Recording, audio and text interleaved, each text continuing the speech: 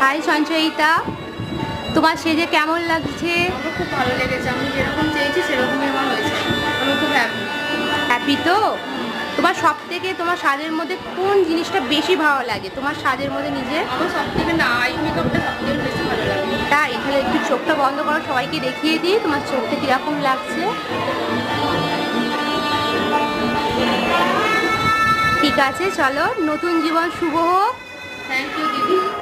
সবাইকে নিয়ে ভালো থেকো, আর বিয়ের পর অতি অবশ্যই যে ছবিগুলো ক্যামেরাম্যান দেবে আমাকে অতি অবশ্যই পাঠাবে। আচ্ছা ঠিক আছে। ঠিক আছে, ওকে, থ্যাংক ইউ।